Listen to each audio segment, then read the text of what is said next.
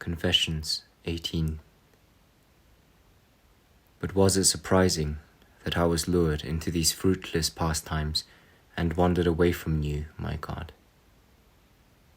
I was expected to model myself upon men who were disconcerted by the rebukes they received if they used outlandish words or strange idioms to tell of some quite harmless thing they might have done, but revelled in the applause they earned for the fine flow of well-ordered and nicely balanced phrases with which they described their own acts of indecency.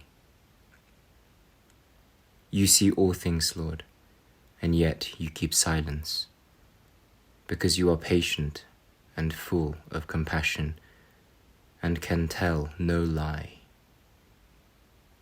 Will you be silent forever? This very day you are ready to rescue from this fearsome abyss any soul that searches for you, any man who says from the depths of his heart, I have eyes only for you. I long, Lord, for your presence. For the soul that is blinded by wicked passions is far from you and cannot see your face. The path that leads us away from you and brings us back again is not measured by footsteps or milestones.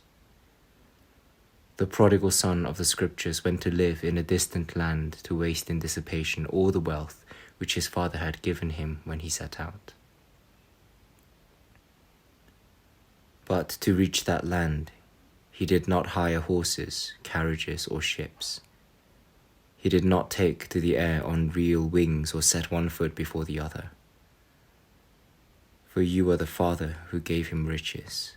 You loved him when he set out, and you loved him still more when he came home without a penny. But he set his heart on pleasure, and his soul was blinded.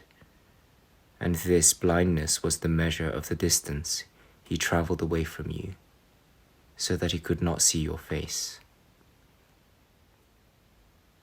O Lord, my God, be patient as you always are, with the men of this world as you watch them, and see how strictly they obey the rules of grammar which have been handed down to them, and yet ignore the eternal rules of everlasting salvation which they have received from you. A man who has learned the traditional rules of pronunciation, or teaches them to others, gives greater scandal if he breaks them by dropping the H from human being than if he breaks your rules and hates another human, his fellow man. This is just as perverse as to imagine that our enemies can do us more harm than we do to ourselves by hating them, or that by persecuting another man we can damage him more fatally than we damage our own hearts in the process. O God, alone in majesty, high in the silence of heaven, unseen by man, we can see how your unremitting justice punishes unlawful ambition with blindness.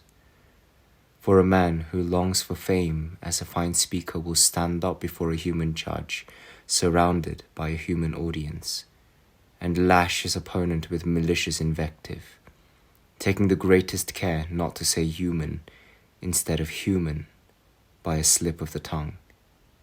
And yet the thought that the frenzy in his own mind may condemn a human being to death disturbs him not at all.